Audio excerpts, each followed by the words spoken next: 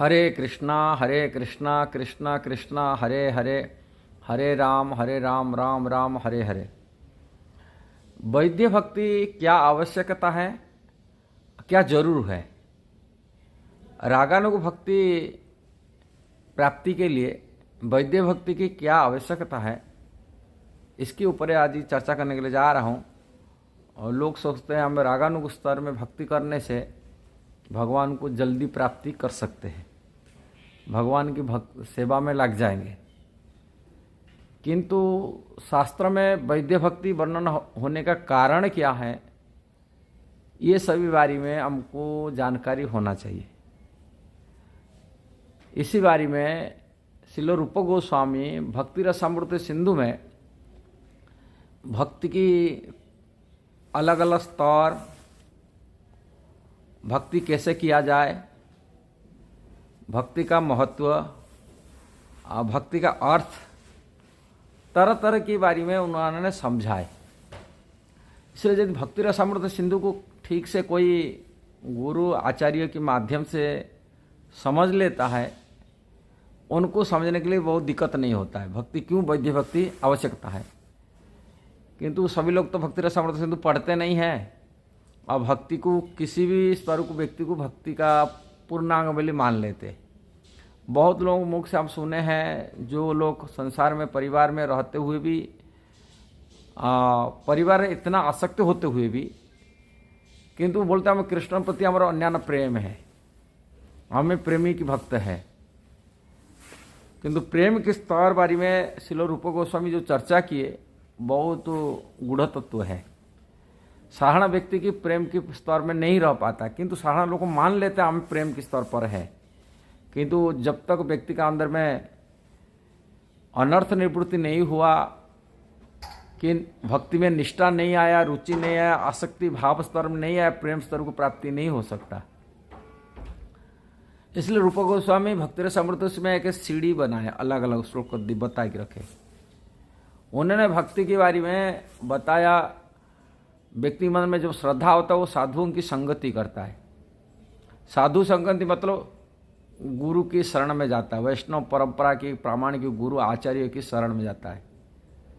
साधु और जो आचार्य की शरण में जाता है उनकी निर्देशना में वो भक्ति करता है, मनमानी ढंग से नहीं है, गुरु आश्रित होता है। इसलिए श्रद्धा होने से वो साधुओं की संगति करता है, गुरु आश्रित होता है। और साधु संग से उनको भजन क्रिया, भजन कैसा करना चाहिए वो शिक्षा मिलता है। और उसी स्तर पे गुरु के निर्देशन में, साधु के निर्देशन में भजन करता है। भजन करने के बाद में उन्होंने अनर्थ निवृत्ति तभी होता है। अनर्थ निवृत्ति जब होता है, भजन में निष्ठा पैदा होता है। ऐसा निष्ठा नहीं होता है। और निष्ठा होने के बाद रुचि पैदा होता है। जैसे खाने में रुचि होता है, कोई चीज़ स्वाद आ जाता है, उसमें रुचि आ जाता है, भजन में, भगवान भक्ति में रुचि आ जाता है। रुचि होने के बाद में थोड़ी आसक्ति हो जाता है, जो आसक्ति को छोड़ पाना बहुत कठिन होता है। मनुष्य के अंदर में आसक्ति होता है। आसक्ति स्तर के बाद में मन में जो आसक्ति होता है तभी उसके बाद भाव पैदा होता है। भाव के बाद में प्रेम की पैदा होता है। ये स्तर बारे में रूप गोस्वामी वर्णन किए। इसलिए प्रेम स्तर प्राप्ति नहीं करे, इसके लिए सिस्टमेटिकल उन्होंने भक्ति करने के लिए कहे। श्रील रूप गोस्वामी भक्ति की प्राप्ति करने के लिए जो उपाय बताए रखे, उन्होंने कहे भक्ति की दो पार्टीशन किए। भक्ति अर्थ हम पहले समझना चाहिए। भक्ति मतलब सेवा करना। श्रील प्रभुपाद कहा करते थे भगवान श्री कृष्ण की सेवा करना, भगवान के सेवक बनना। और सेवक दो प्रकार के होते हैं। एक वैद्य भक्ति वाला सेवक साधन करते हैं, एक रागानुग स्तर के सेवक। ये संसार धरती पर, भगवान के धाम के बारे में नहीं बता रहा हूं। ये धरती पर दो प्रकार है। वो रागानुग भक्ति की प्राप्ति करने के लिए उन्होंने वैद्य भक्ति की विस्तार रूप में चर्चा की। जो शास्त्र के निर्देशना में, गुरु की निर्देशना में भक्ति किया जाता है, उसको होते हैं वैद्य भक्ति। और जो वैद्य भक्ति पूर्णांग हो जाता है, पूर्ण मैंने सर्टिफिकेट मिल जाता है हाँ भक्ति में ये प्रबुद्ध हो जाता है और अनर्थ निवृत्ति हो जाता है, तभी वो रागानुग स्तर को आ सकता है। रागानुग भक्ति होता है जो भगवान के नित्य परिकर रहते, भगवान के धाम में नित्य सेवा कर रहे हैं, उन्हीं की अनुगत है कि उन्हीं की भगवान के धाम में, नित्य धाम में जो भगवान की नित्य सेवा, जैसे नंद बाबा जसोदा माता हरिया करते हैं कि ग्वाला सखा लोगों की सेवा करते हैं, कि उनकी भगवान कृष्ण का प्रियसी लोग सेवा करते हैं, गोपियों लोगों की सेवा करते हैं, भगवान के धाम में अयोध्यापुरी में हो उनके परिकर भगवान की जो नित्य परिकर नित्य धाम में सेवा कर रहे हैं, वो भक्त को रागात्मिका भक्त कहा जाता है। भक्ति समृद्ध सिंधु में रूप गोस्वामी कहते हैं रागात्म्य भक्त। वो रागात्म्य भक्तों के अनुगत होकर जो सेवा किया जाता है उसको रागानुग भक्ति कहा जाता है। और वो स्तर को आम भक्त, जो साधारण भक्त संसार में रहते, वो भक्ति नहीं कर सकता है। क्यों? कारण संसार की इच्छाएं वासनाएं इसमें बनी रहता है। जो संसार की इच्छाएं बनी रहता है, भक्ति सिद्धांत को पता नहीं है, उन्हें रागानुग भक्ति नहीं कर सकता। इसलिए जिस प्रकार के उदाहरण, भौतिक उदाहरण में मान लो कोई डॉक्टर बनने के लिए चाहता है, डॉक्टर बनने के लिए डॉक्टर बनने की क्या करता है? रोगी की सेवा करता है। ये भगवान की सेवा करता है, ये रोगी की सेवा करता है डॉक्टर बनने वाले। रोगी सेवा ऐसा ही कोई नहीं कर सकता। बोले चाहेगा तो कोई अपनी बुद्धि से रोगी सेवा करे, रोगी मार देगा। इसीलिए उसको प्रशिक्षण चाहिए, शिक्षा चाहिए। कहाँ से शिक्षा चाहिए?